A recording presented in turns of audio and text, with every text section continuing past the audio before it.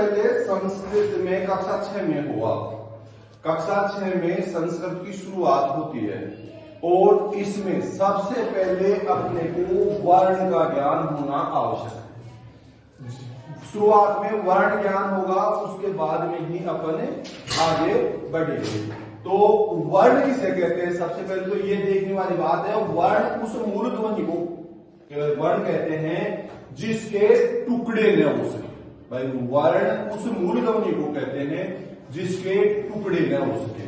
जैसे ये है क, ख, ग, घ और ऐसे ये है, इसके टुकड़े नहीं हो सकते। आपको मैंने पहले भी बताया था कि क वर्ण है वो किस से मिलकर के बना है। क कौन सा आएगा इसमें, हलन और ए, ये दोनों मिलकर के क्या बनते हैं, क बनते हैं। वैसे ही और वर्ण भी सब में स्वर का मेल होता है, उसके बाद ही बनते हैं। तो वर्ण में वो मूल ध्वनि है जिसमें कोई परिवर्तन टुकड़े नहीं होते हैं। अब वर्ण के कुछ ऐसे वर्ण संस्कृत में 48 हैं। तो इनमें सबसे पहले स्वर,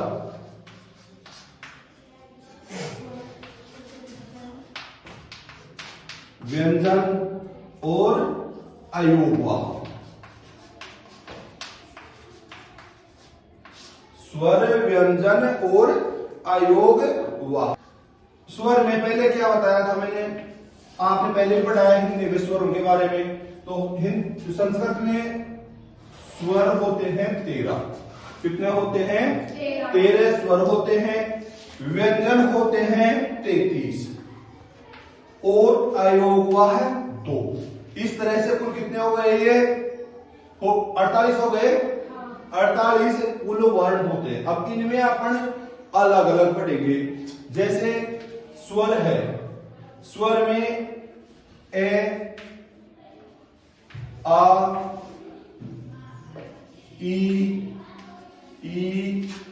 ऊ, ए, आई, ओ, आउ,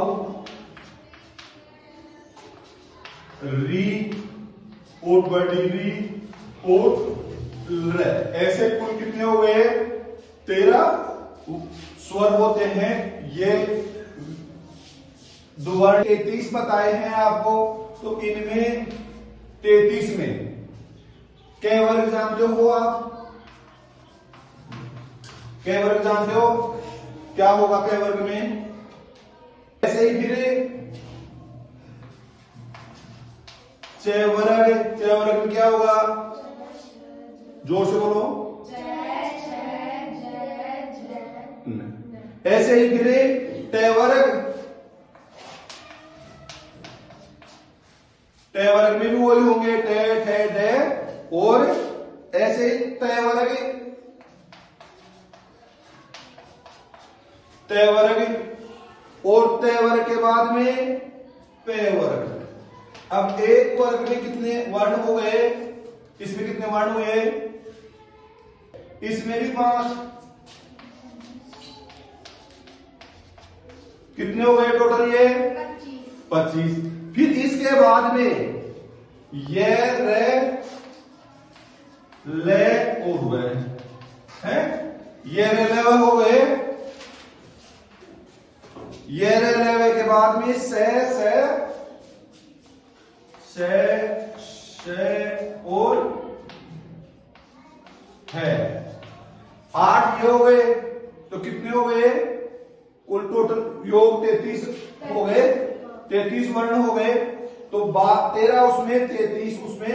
अब बचा अपना तीसरा अयोगवाह जो संस्कृत में चलता है। एक तो वो बोलते हैं उसको अनुस्वार, अनुस्वार। अनुस्वार आपने पहले भी पढ़ा होगा, लेकिन संस्कृत आपके बाद पहली बार शुरू हुई है, इसलिए अनुस्वार जो ये ऐसी बिंदु लगती है किसी वर्ण को लगती है तो उसको अनुस्वार बोलते हैं। एक होता है विसर्ग, विसर्ग। अब विसर्ग में दो बिंदु होते हैं, उसको है का उच्चारण करते, जैसे जैसे राम में है। तो ये कुल कितने हो गए? 48 हो गए।